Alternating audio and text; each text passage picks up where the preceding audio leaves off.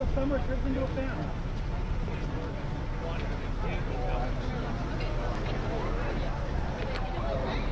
folks, this is Dan Folkman, and we're here right now in front of Senator Johnson's office getting ready for our protest, no tax for the millionaires. Actually, the 1% might be more billionaires. So here we are. I'll get out here to give you a little bit of a view of how many people are here. And we should be starting sometime in the next few minutes. So hang with me.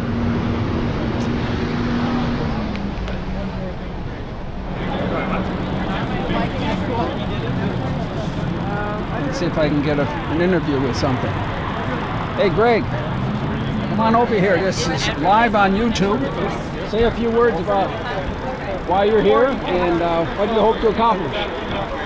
Hi, my name's Craig, and I'm here because I don't want any of my tax money going to give tax breaks for the very rich. They have enough of their own money. They don't need mine or anybody else's. So, where are you from? I'm from Wauwatosa. We're expecting quite a crowd here today. There's been a lot of activity, and I expect the activity to keep going for quite a while until this tax bill is settled. Yeah. Okay. Thank you very much. Good. Hey. Hi. We're live on YouTube right now. Why don't you say a few words for the YouTube folks? Tell me who you are and what do you hope to accomplish. I'm Alan. I live in Milwaukee from time to time. You never find out.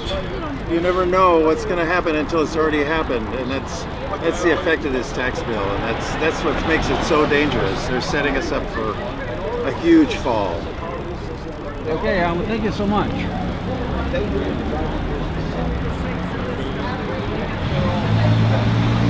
Hello, I'm Dan Folkman with Community Rising, and we're live on Facebook right now. Why don't you say a few words about who you are and what do you hope to accomplish today?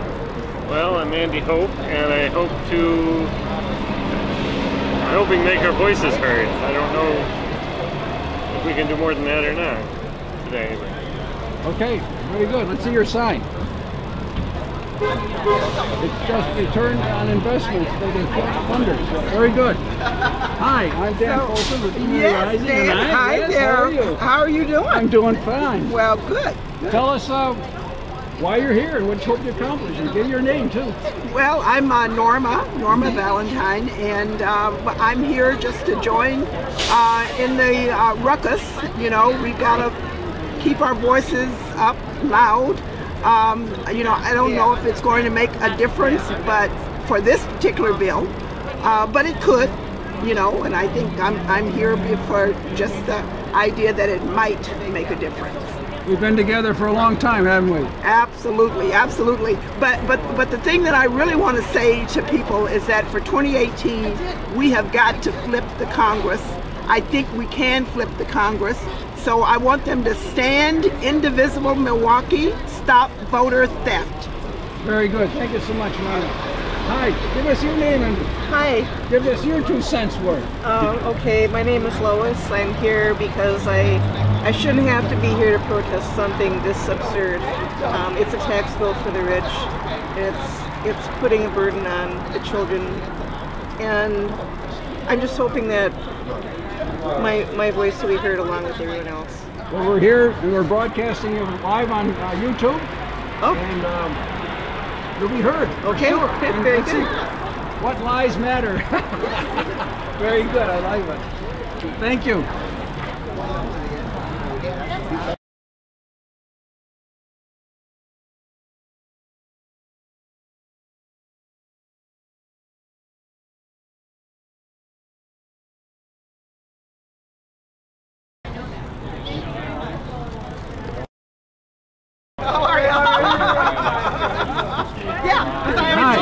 I have a hat on. So we're live on YouTube?